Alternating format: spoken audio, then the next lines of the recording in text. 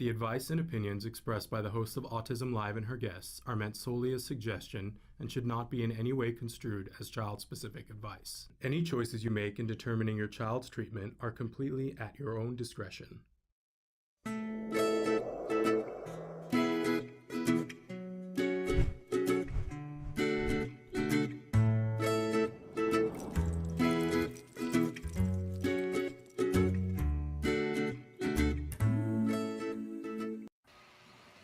Good morning and welcome to Let's Talk Autism with Shannon and Nancy. I'm Nancy Alspaugh-Jackson. And I am Shannon Penrod, and so thrilled to be here with my good friend Nancy. How are you, Nancy? I'm fighting a cold, so if I sound congested, yeah, it's going around. But thrilled that you could make it. We're still virtual, but working our way back to being in the studio for Let's Talk Autism with Shannon and Nancy. But thrilled that you guys are here. I want to let you know that if you're watching us, we pre-taped this show last night. So when you're watching it this morning, it was pre-taped, but I'm watching with you, so you can still be writing in questions. And we'll make sure that if our guest isn't watching live, that they get to her, because she's a wonderful, wonderful guest.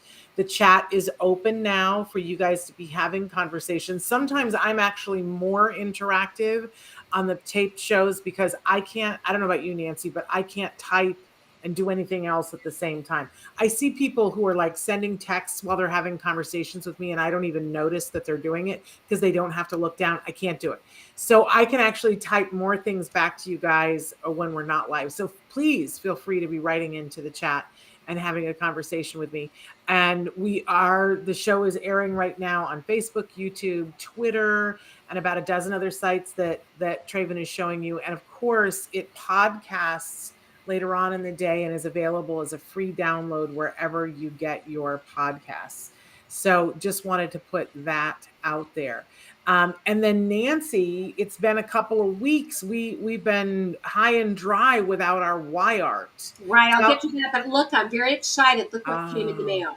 That's super awesome. Thank you. Your book came in the mail. I'm excited to dig into it.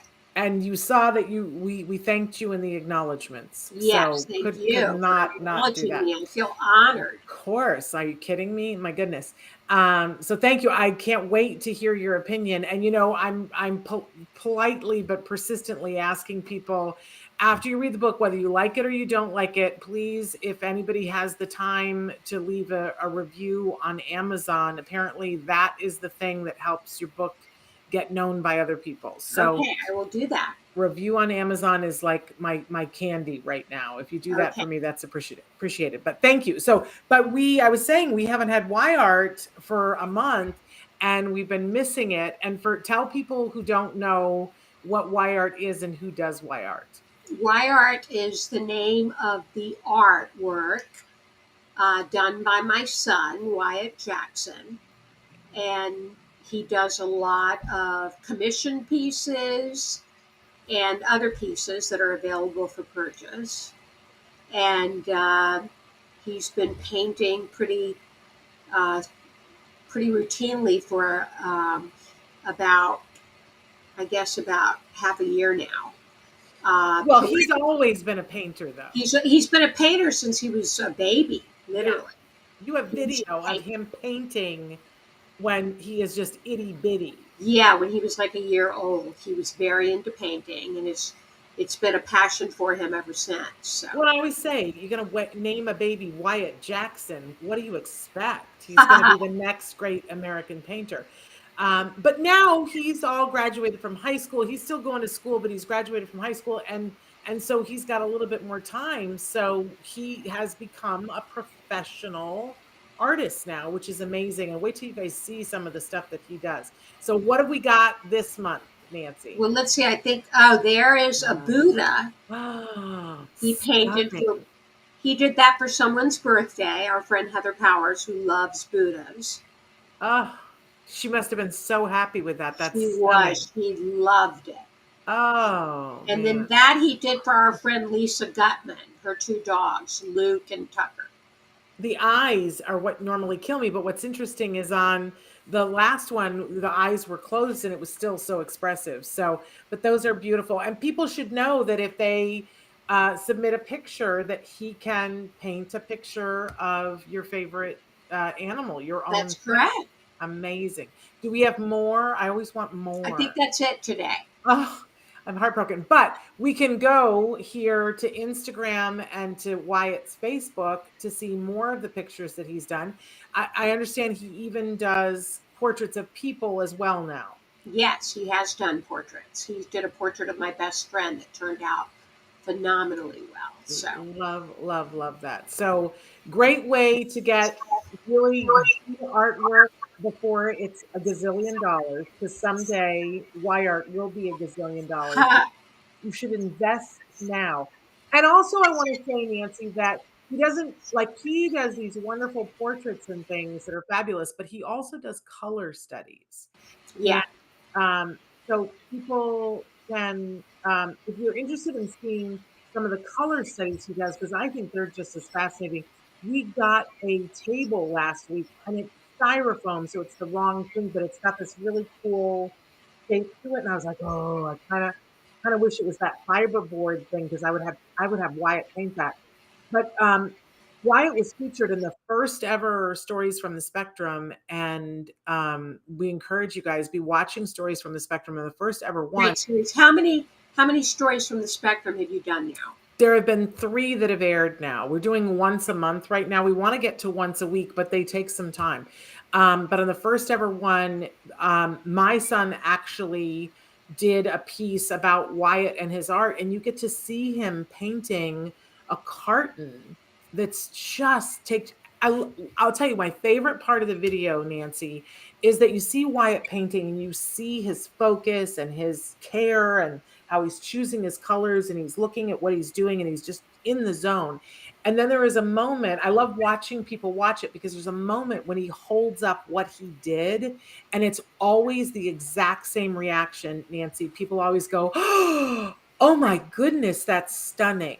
Mm-hmm. So I just love it. So, check it out, because I have I don't know if you guys can see on my wall up there. Yeah, some cartons. I have some of his cartons. And a carton and a wine carton. Yeah. Yeah. And those are just stunning. So it's amazing to me how versatile he is. That's just super, super fun. But love that young man, and love that he's finally starting to get his due as an artist. So love it. Check him out on Instagram and Facebook. Thank you, Shannon. So before we jump into our guest, we always like to share some news with you, and we have sort of a very interesting mixed bag today. Where do you want to start, Nancy? Do you want to start with the drumming story, which is really interesting? Start with the drumming. I thought this was fascinating. Do you want to head in, or you want me to head in? Yeah, I'll go ahead. Okay. They have found out in a new study that drumming for 90 minutes per week helps adolescents with autism spectrum disorder overcome both hyperactivity and attention deficit disorders. Learning drumming pattern also tunes brain connectivity in areas associated with inhibitory control and self-regulation. So isn't that fascinating? Yeah, it is. It's out of England, and it was undertaken by experts from the University of Chichester, King's College London, and the Clem Burke Drumming Project, which Clem Burke was the drummer for the rock band Blondie. Yes, fascinating, right? Yeah. And what I thought was interesting about this, it's not just anecdotal. That, how sometimes they do a study and the parents go, oh, my child was that much better. And I don't discount that, by the way. A lot of people go, oh, it's just anecdotal. That means nothing. I don't discount when a parent says, hey, my child is doing better as a result of whatever. I don't discount that. But this has both anecdotal, and they did brain scans that they could tell with kids who actually learned the drumming things. They could see the differences in their brains, the shifts in the area of the brain that deals with self-regulation. So that is super interesting to me. Yes. There were some limitations with the study. I've learned, because we used to have Leah Hirschfeld on all the time, and she would always she would always talk about, well, what were the limitations of the study? And they do say that one of the limitations here is that most of the people who were in the study were, and I might have this wrong. I think I'm talking about the other study. Never mind. Pause that for a minute. But I'm talking about the other one. I mixed my studies up. But I do think what's interesting about this is that the kids, they all took the 45-minute lessons, and they were between the ages of 16 and 20. Because a lot of you have 16 to 20-year-olds who are having that impulsivity where they do things, whether it's repetitively or they'll do something that you're asking them not to do.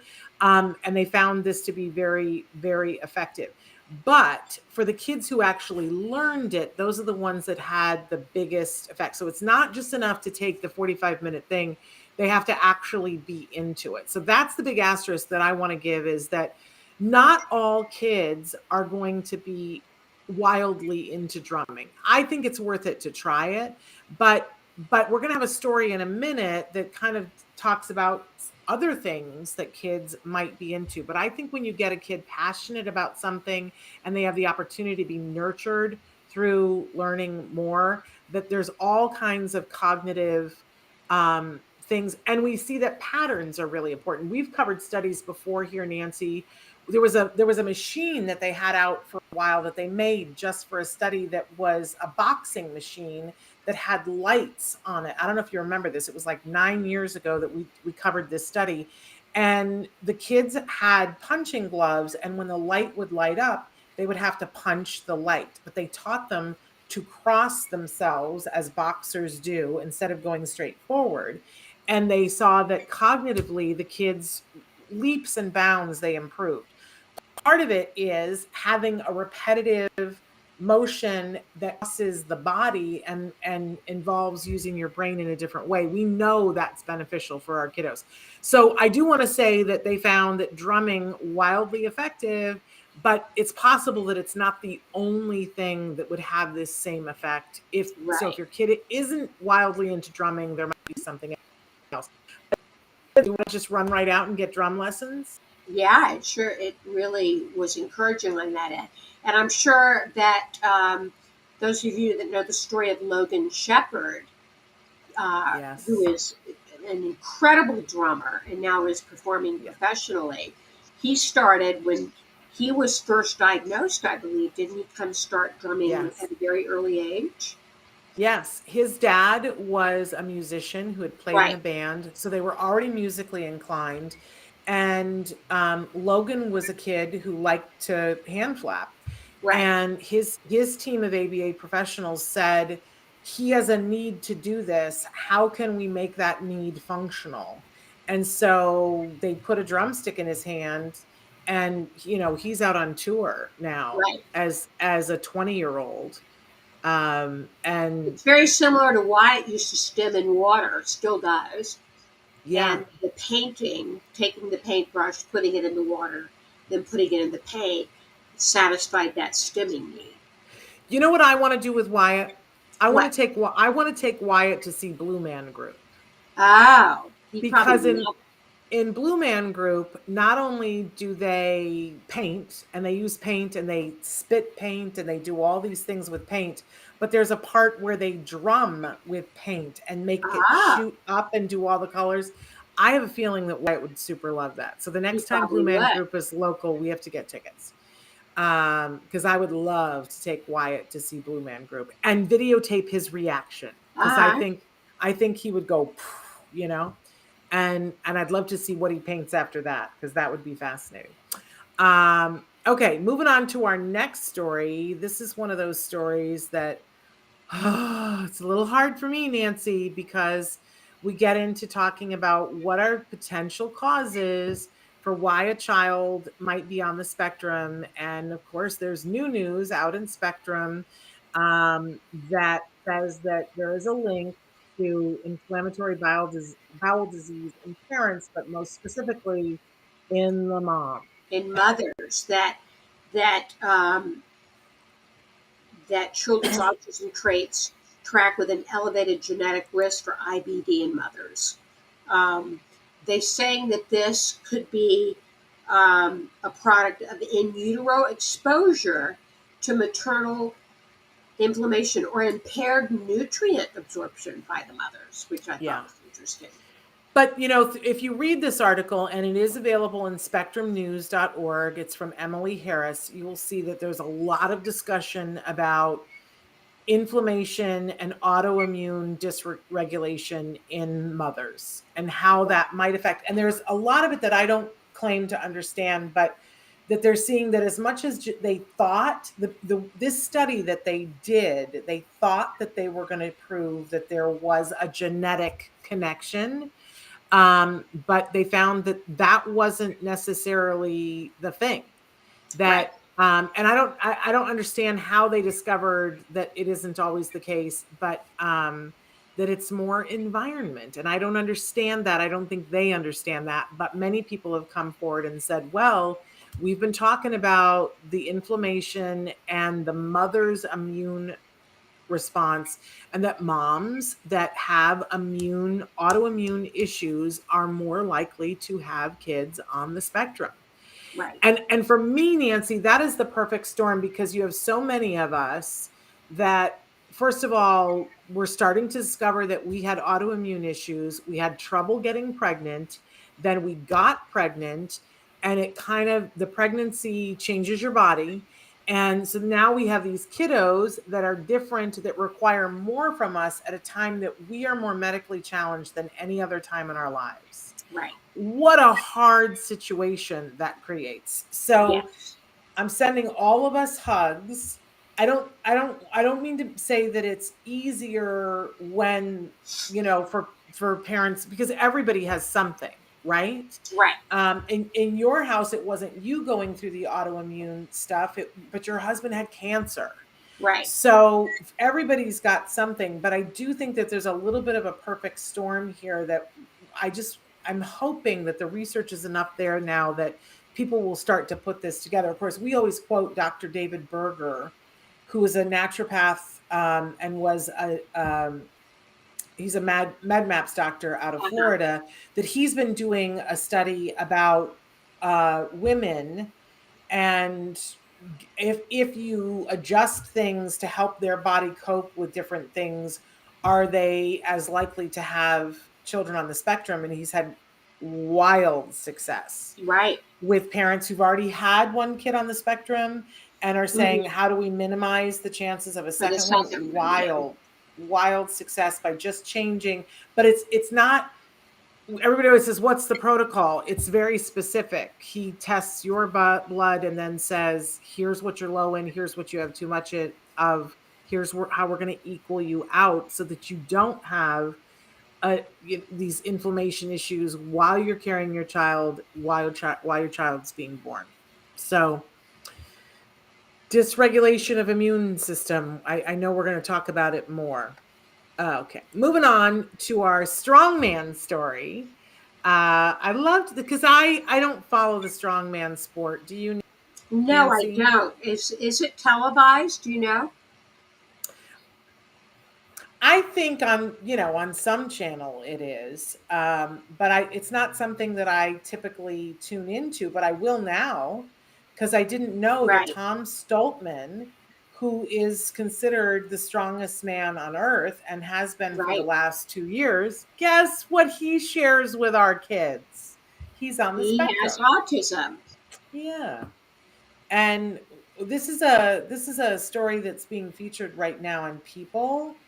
And I just was really touched and moved by some of the things that he had to say about his early childhood, which, from everything that he says, pretty rough. He had a very difficult time. He said from the time to 5 to 12 onwards were very, very difficult for him. He used to not want to go to school and had academic struggles.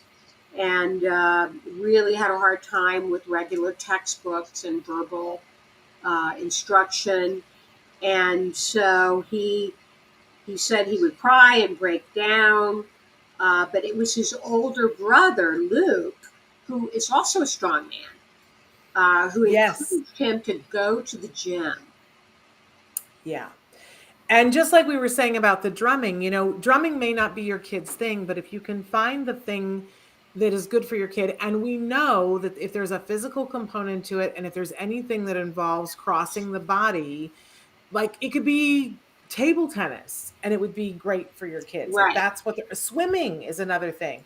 Yeah. But if there's an element of physical to it, because we know that that helps with the sensory things. And if they love it, I think the key is finding what they love. But he said he went to the gym and he felt like he belonged. And I think it's great that he's the strongest man on earth. And I think that that's absolutely wonderful. But you know what made me happier is that he's married to a woman who thinks that the sun rises and sets in him. Yes. That's the real win. You know what I'm saying? For a kid who held up in his bedroom for 3 years, didn't leave, Right. his parents had to bring food to the door, and now he is happily married. That's pretty sweet. The world's strongest man. So there you go. You can't beat that. So, and she says that he's one of the toughest people mentally, in addition to strength, that she's ever met in her life. So I think that just really moved me. So congratulations to him. What an amazing story. And then our last story today is a little close to home, I hope, for all of us. I was told about a week ago that the show on Amazon, As We See It, had not been renewed, had in fact been canceled, that there's only going to be one season. And I'm telling you, I was stunned.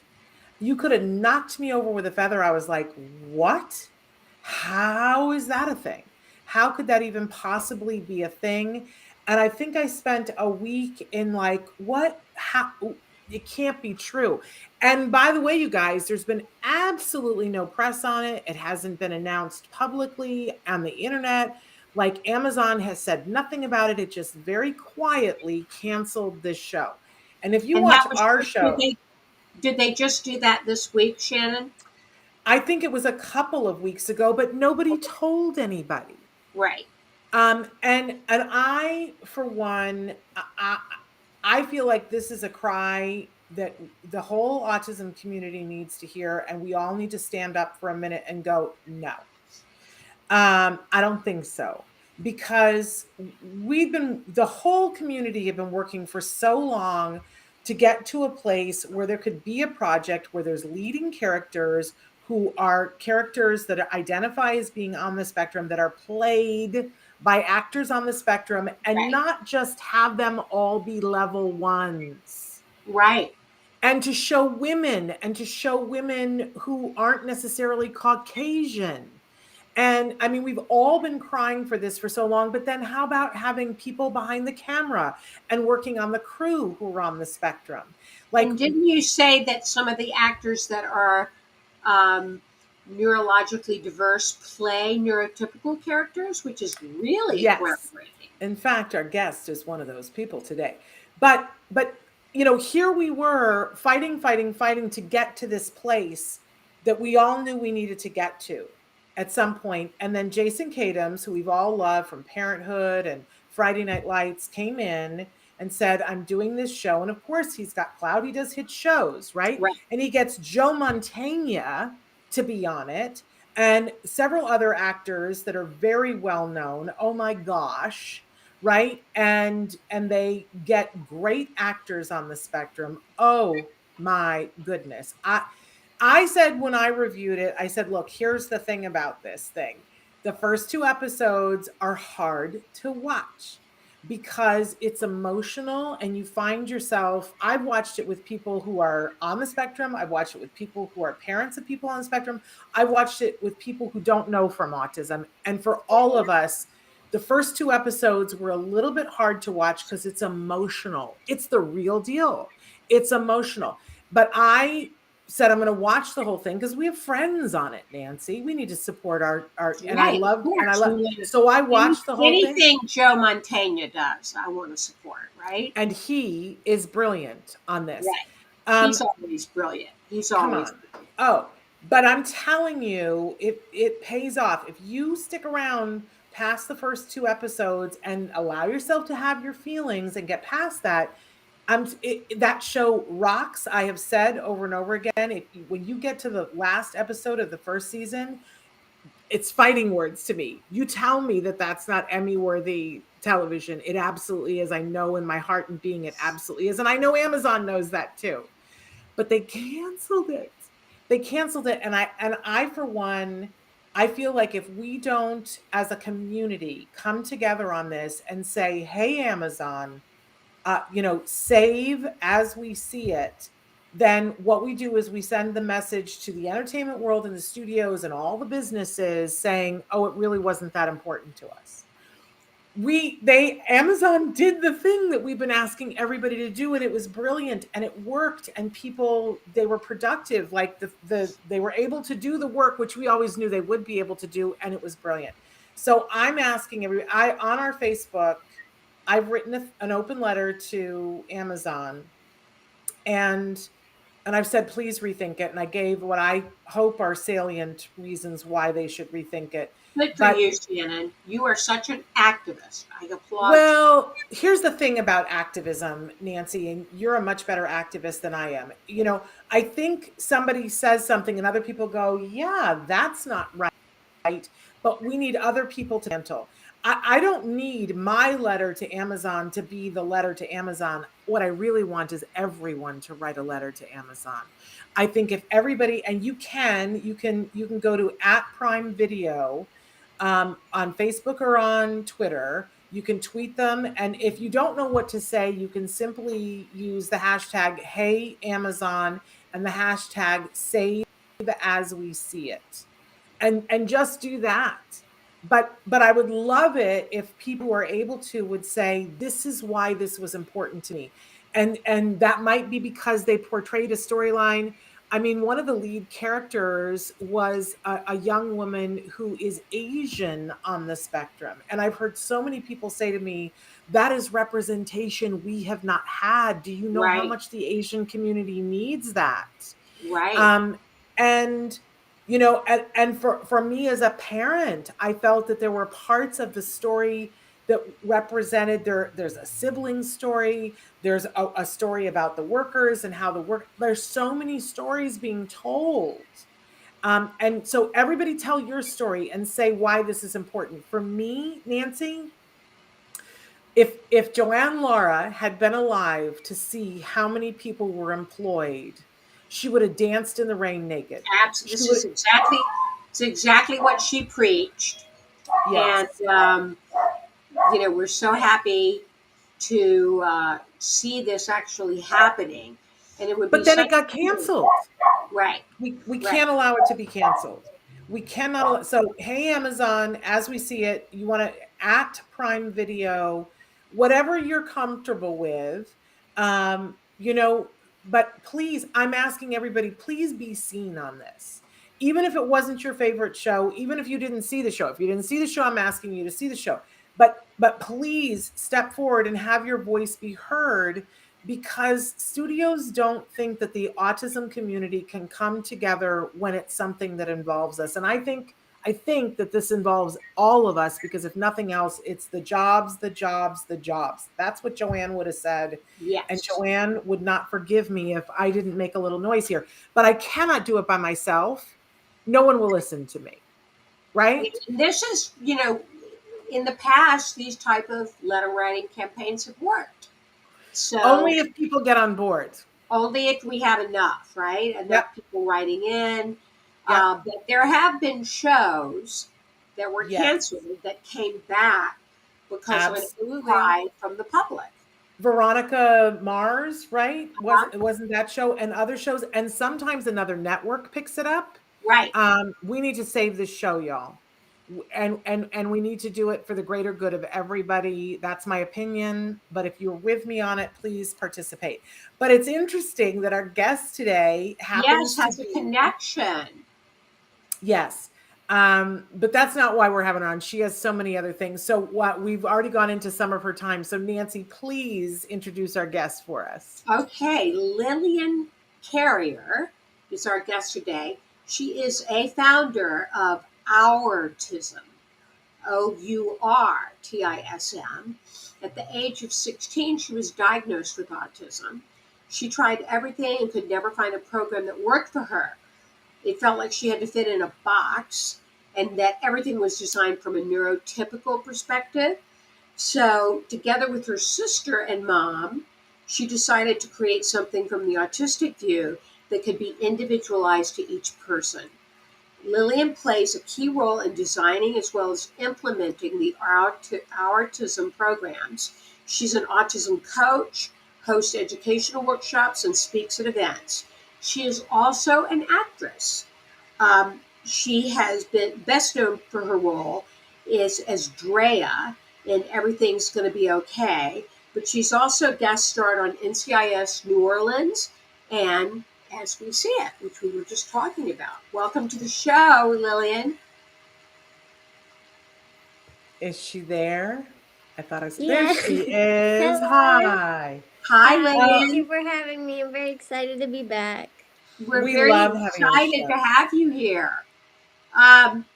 We want to talk to you about Autism, first of all. What is Autism? Artism is a nonprofit organization that my family has put together.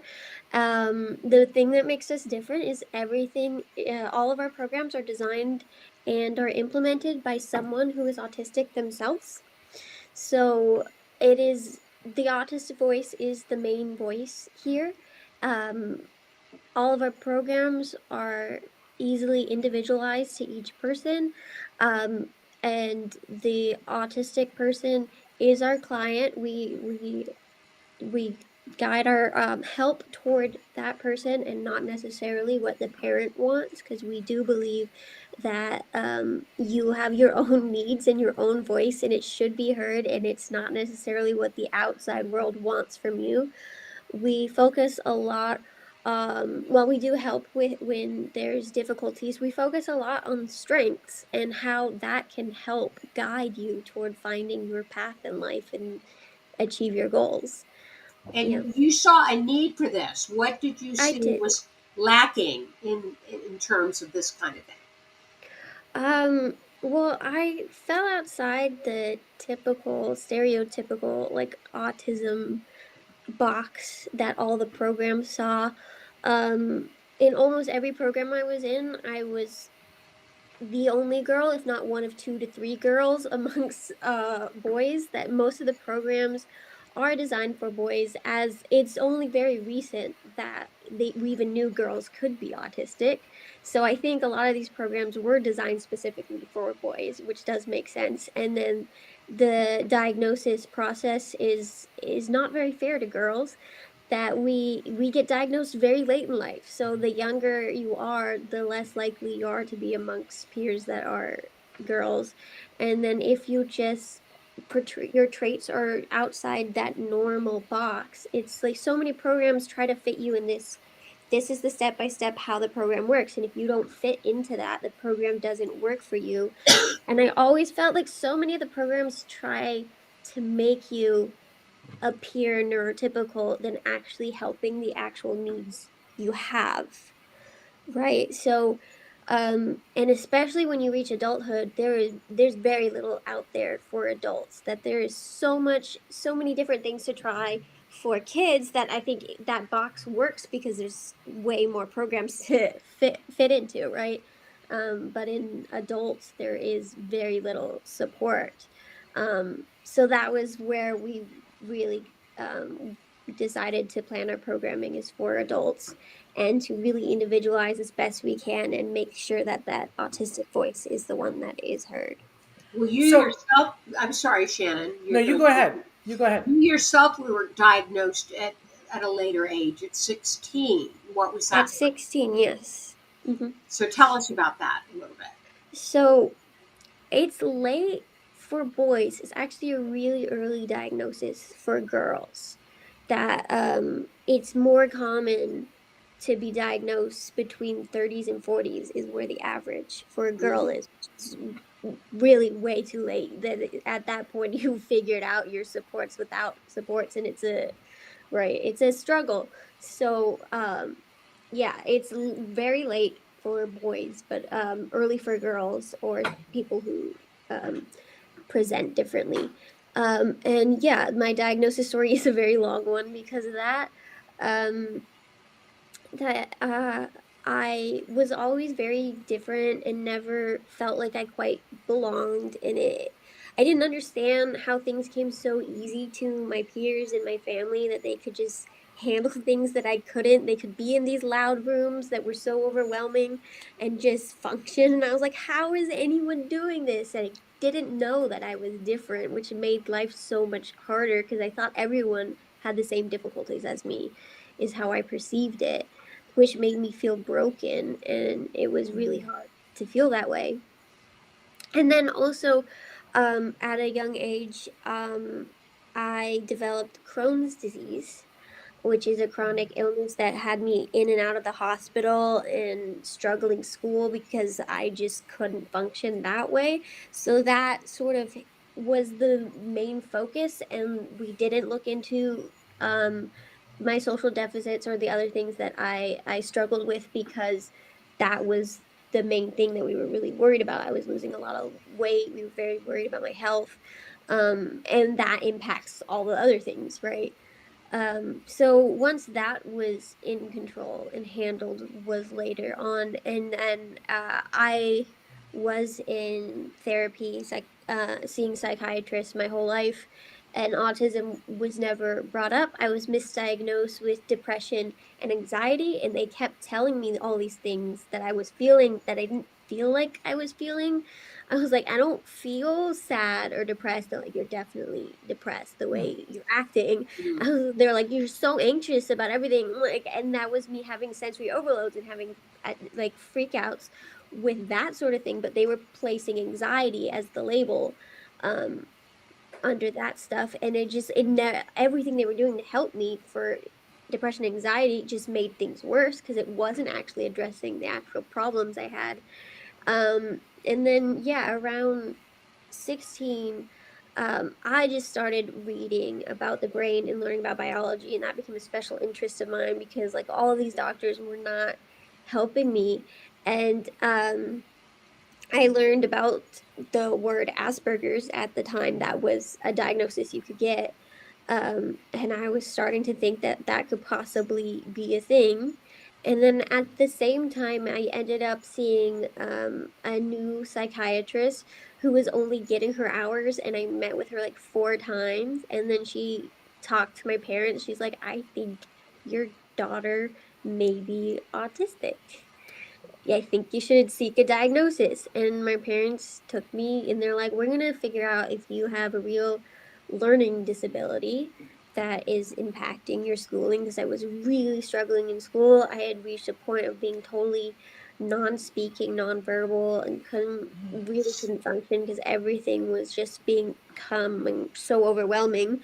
Um, and then I finally did. I received that diagnosis, and like it was like a big weight was lifted off my chest. That like, oh, suddenly my whole life just made sense, and now we could like actually find the real supports to help me out and figure out what to do to move forward. And to me, getting that diagnosis was a huge blessing.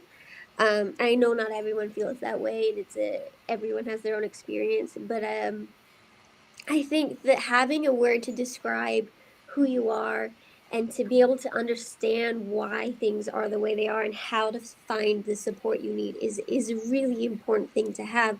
And especially finding a community of people who are just like me and experience so much of the world the same way just made me feel like I wasn't broken and like I had a place in this world where I belonged, right? And I was like, the world is hard for me. This is not just in my head. This is not just me not being able to do things and it's real. So it was a great day to get diagnosed. And then obviously there's still struggles and there's still things I have to deal with.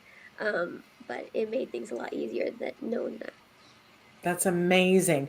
But I wonder, and please tell me if I'm stepping into a territory, because there are other people in your family, and I don't want to be talking about other people without their permission. But But Yeah. at the time that you were diagnosed, you were the only person with that diagnosis?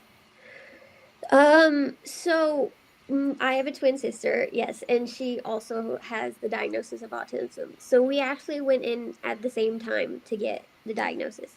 So her journey was a little different, that she had much more obvious struggles in school than I had very early on, and we couldn't figure out what that was. And it took us a long time to find her the right supports for that. So yeah, she struggled very much in elementary school, where I was like getting straight A's, and like it was a breeze for me. And she just learned very differently, and we knew she was really smart because she would understand the stuff and then she'd fail the tests. But she Mm, could, if you had a conversation with her, she completely understood the subject. So it wasn't making sense. Um, so she went in younger for a learning disability, and she came out with a diagnosis of ADD with OCD tendencies. And again, the same sort of thing with her. She was getting support for those diagnoses, and it wasn't helping because that's not what she had, and we didn't know that. And then we ended up finding the most amazing program that had someone who ran it who had learning disabilities himself. He had like every single one of them. It's crazy. And that was why he got into it. And he individualized programs, and he was just trying different things with her.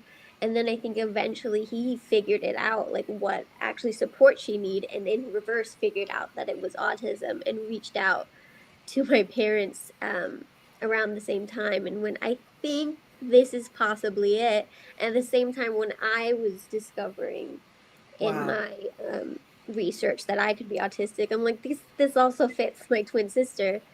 Um, and so, yeah, she got this diagnosis at the same time. But the big struggle became like external family was very against us getting the diagnosis. They thought my parents were wrong to do that. That they took it as my parents thought there was something wrong with us, and they were trying to fix us. And they were like, "There's nothing wrong with you kids. Why are you doing this?" And then when we got the diagnosis, um, like a year later, my grandfather came to me and my sister crying and Mhm. said, "I'm so sorry I did that and that I said those things." And he's like, "I think I'm the reason that you are autistic. I believe I am myself. And I gave this to you. And Wow. I'm sorry that I gave this to you because it's such a struggle. But I thank you for actually getting this diagnosis because it's made my life make so much more sense." And like we had this like beautiful moment Mm. of like he struggled so much in his life, and like he was very difficult in social situations, but we always understood him, and we didn't understand why other people didn't. And like suddenly those sort of things made sense, and I think it was a really beautiful moment. He's no longer here, which is very sad for me, but like to have been given that moment for before he passed away is like was absolutely beautiful. Amazing. That made me Yeah. well up. But I guess I want to get back to autism because Mhm. now you and your sister and your mom are working together to make this unique place happen.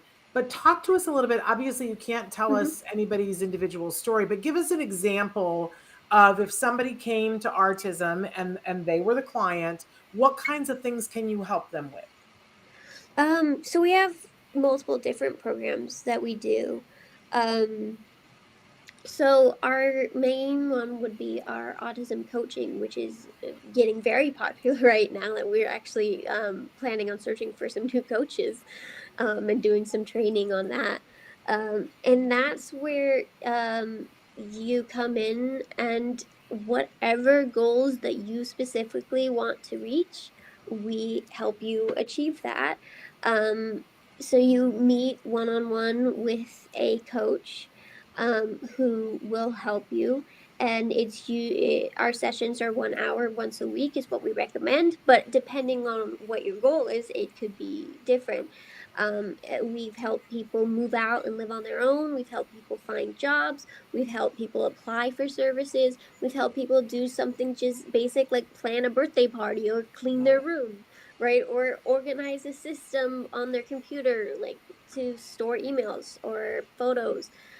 There's so many different things that we help out with, and it's based on your specific goal and what you want to accomplish. And if your goal changes, that's fine. Right? Sometimes we have a goal one day, and the next day we're like, I don't want to do that. So that's completely fine to do. So that's our main one. And if a goal is just understanding yourself and your needs and your wants and who you are, that's also something we can help with. And then we also have a support group for adults, where we have that once a week, and it's about 10 people, and we meet through Zoom, and you can share anything that you feel you need support in, or just share your week and hear from each other, and we come as a like small little community and just support each other through what's happening right now. And that's been a really beautiful thing, and we found so much growth in just that, and just hearing that you're not alone, I think changes so much and really helps when you're able to say, I'm struggling so much like this, and no one gets it, and everyone in the room goes, same. It feels so nice, right? And then you can go back out going, I'm not alone in this. I'm sure that was really popular during the pandemic. Yes, it was. We had, I think, 2 groups of like 30 going on once a week. Well, 2 different groups, so that's twice a week. That was incredible. Like, it grew so big during the pandemic. We had cycles of different people joining. It was great. We try to keep it smaller to around 10, because it can get overwhelming when there's so many people and you don't always get your voice heard. But if we need to expand, we always do. And Where can people... make sure everyone's comfortable with that.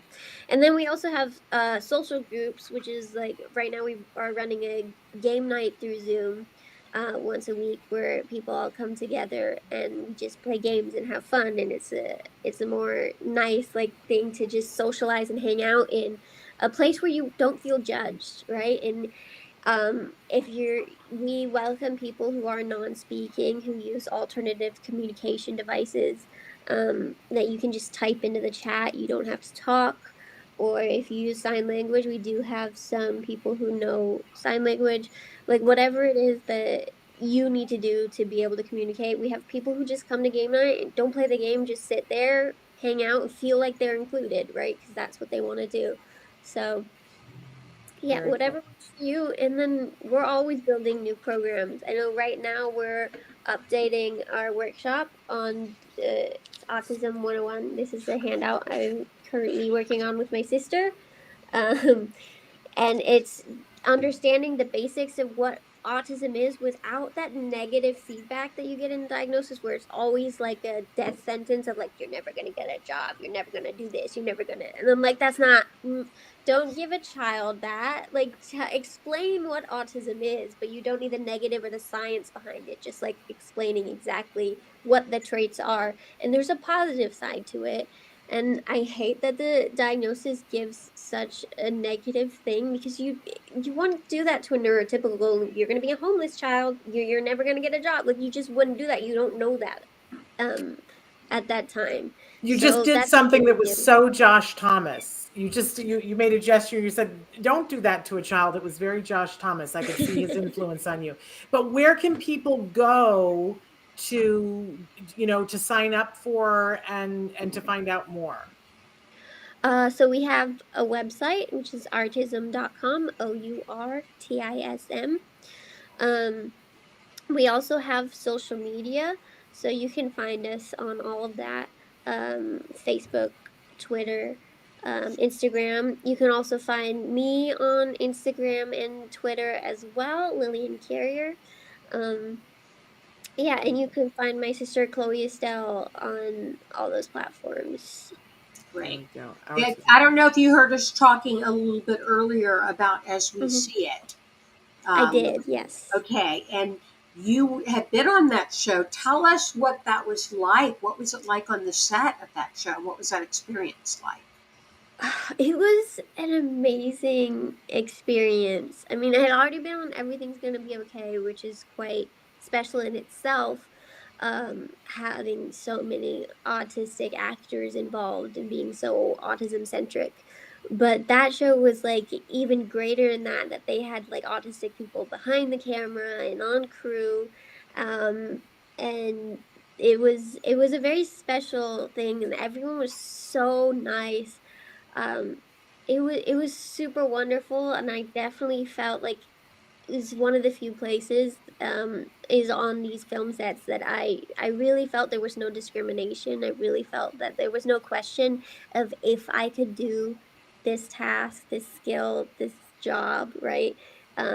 They believed I could, and they if I needed anything accommodated, all I had to do was ask, and they got it done.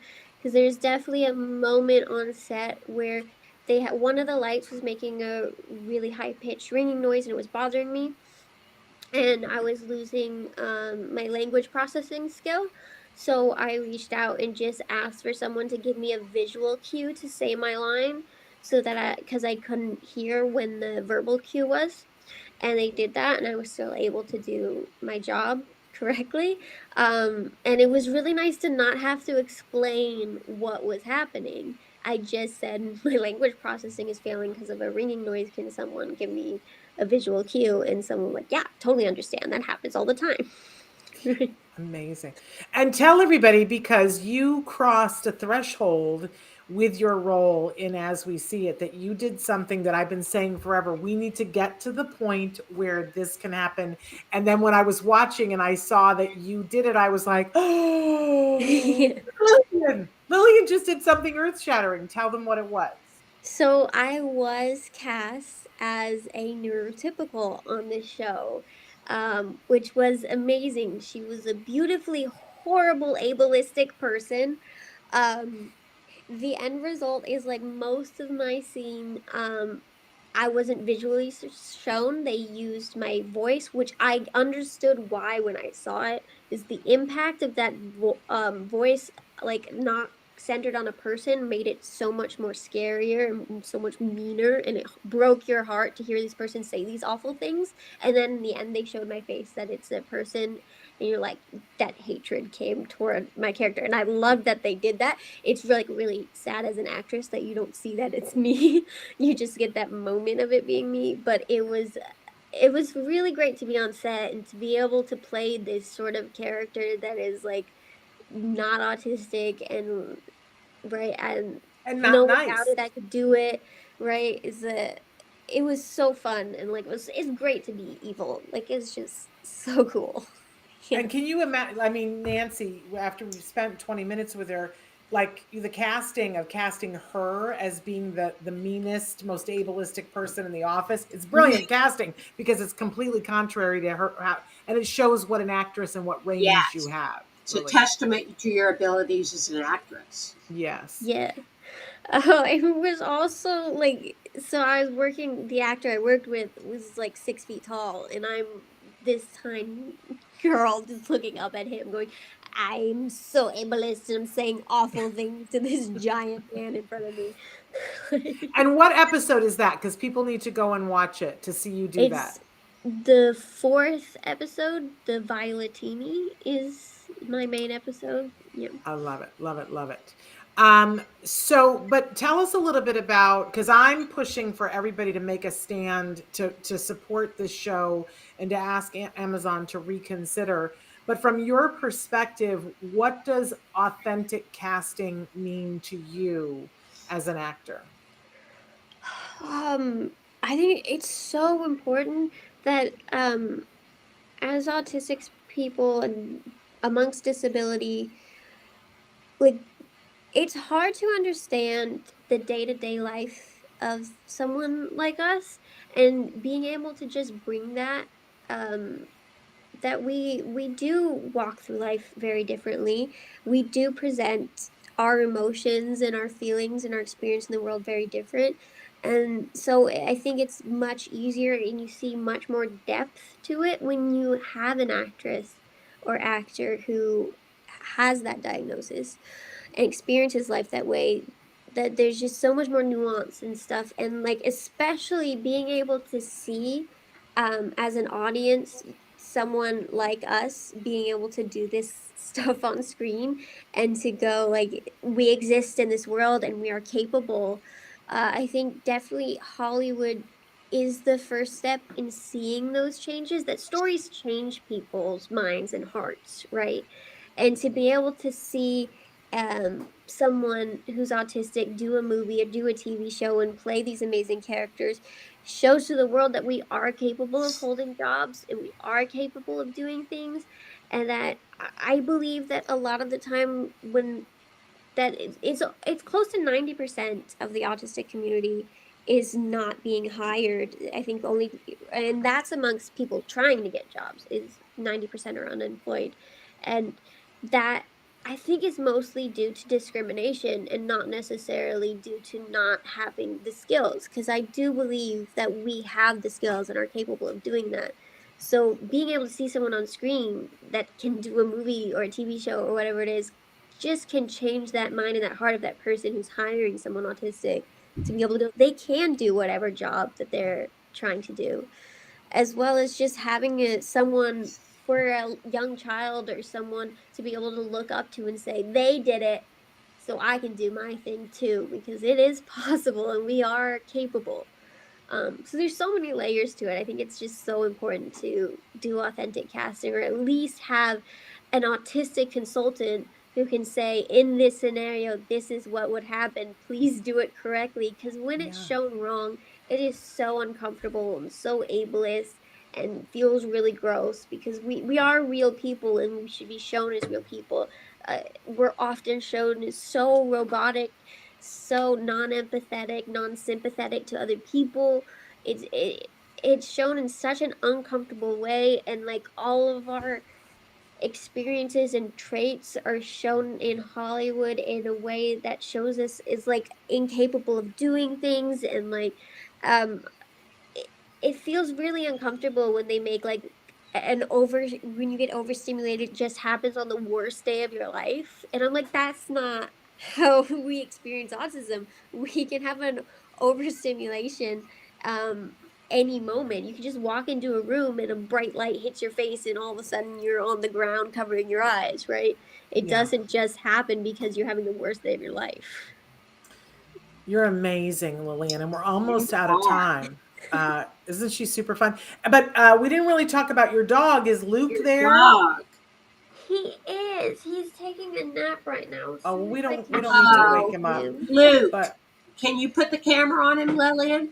He's there Look he at that beautiful oh, here golden he is. retriever. he is And the his sweetest. name is Luke, right, His Lillian? name is Luke, yes.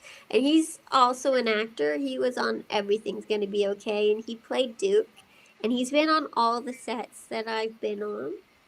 He's And wonderful. He's how is definitely he a received favorite on on set? set.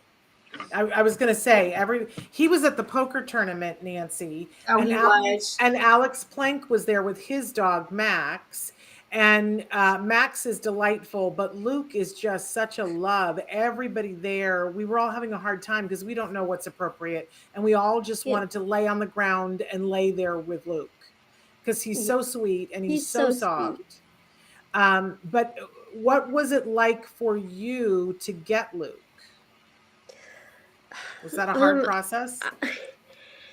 it's not necessarily a hard process. I mean, it's a lot of work depending on how you do it. So I used a program that trains the dog for you.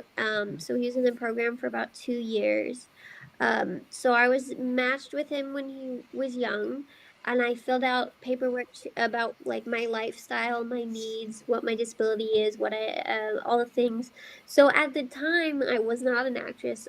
Artism was just a concept. We were working on it. So I was in college and planning to become a teacher at the time, and I was working at a preschool. So I asked for a dog that was on the larger side so the kids couldn't hurt the dog, as like Mhm. there are just some kids that don't know their own strength, as well as a dog that would be gentle, not hurt the kids, that could also meet my needs, and didn't have too much energy, could just lay in a classroom, right? But still had enough energy to like hang out and do whatever needs to be done, right? So they matched me with Luke, thought he was perfect, which I believe he would have been perfect for that job.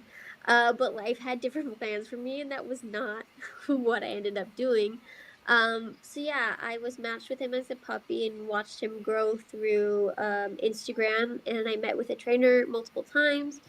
Um, and she trained this amazing dog for me, and yeah, when I finally met him, like I cried. It was like the greatest thing in my life to have a service dog. Amazing. It just felt like it gave me so much more independence. I felt so much safer that if I had those moments where I needed support, I didn't have to have a parent or an aide with me, that I had a dog who could give me that independence to be able to do things on my own. And he's made life so much easier in a lot of ways, and I think I'll be very sad when he's no longer able to do his job. Oh, um and a he great is team. getting close to that age because he is 5 now. Okay. So Oh, He's still very young. he is very young, but he has gigantism, so that shortens the okay. life, and Yeah. he's starting to slow down, and you can see him in a lot of pain because of it. Mm. Uh-huh. So yeah, if he's in too much pain and he's not capable, I don't want to press him to do the Right. job, because that's not Oh, fair. So yeah. What an um amazing story. Well, but Lillian, tell he's us, we're great. almost out of time, but aside from your work with Autism, do you have any uh, new ventures on the horizon? No, mostly just working on Artism stuff. We have a Okay. lot of projects that we're getting excited about and working on. Love it. So yeah, we're designing a few new programs. Um, I got to we tell you, Lillian, last night we went to see the movie. I don't know if you guys have heard of this movie. It's called Marcel, the Shell with Shoes On. Have you heard of I've it? None heard of of it. it. None of it. Yeah. Okay, so it's an A24 movie, and there's a shell in the movie that's an animated shell. It's like claymation, and that has shoes, and it walks around, and it basically, you would love it, Nancy. It's very zen, and you see life through this little shell. But you are a perfect voice match for the shell, Huh. and everything is going to be Marcel the shell. You're going to get a lot of voiceover work. Huh. Because you're a perfect voice match. And it was Jenny Slater who I think did the voice for the shell, but you're a perfect voice match for the little shell. So you need to go see it. So when they have the casting call and they say we want a Marcel the shell voice, you've already got it. But you'll Okay. have to know what it is. But anyway, we are out of time. I'm so sorry, but I hope people will check out ourtism.com. And if you haven't already seen Lillian on Everything's Gonna Be Okay, or you didn't watch her on As We See It, you have some homework to do, because she's absolutely fantastic. 2 seasons of Everything's Gonna Be Okay, and her storyline is amazing. You'll see her and Luke in action. You were truly lovely on that show, Lillian. And then I Thank thoroughly you. enjoyed watching you on As We See It too. So people should check that out. Any last call here, Nancy? Anything you want to add to that? I don't think so. Just wishing you the best of luck, Lillian, with Autism, and Yes, wonderful work you're doing with that. Thank you for joining us today. Thank you for absolutely. having me. I always have a great time. It Good. was delightful. We can't wait to have you back in the studio to have Luke back in the studio too. That'll be sometime soon. We're almost ready for studio.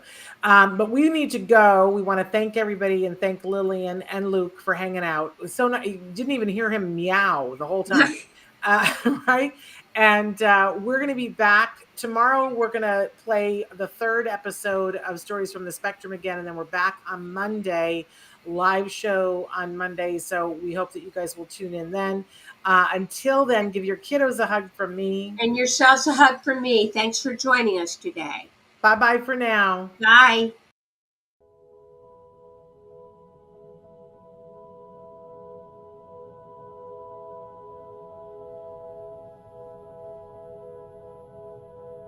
If you found anything helpful in this video, please give us a like. In fact, make sure that you smash that subscribe button on YouTube and give us a like on Facebook.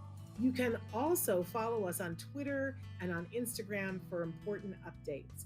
And please download our free podcast wherever you get your podcasts. Thank you so much. See you next time.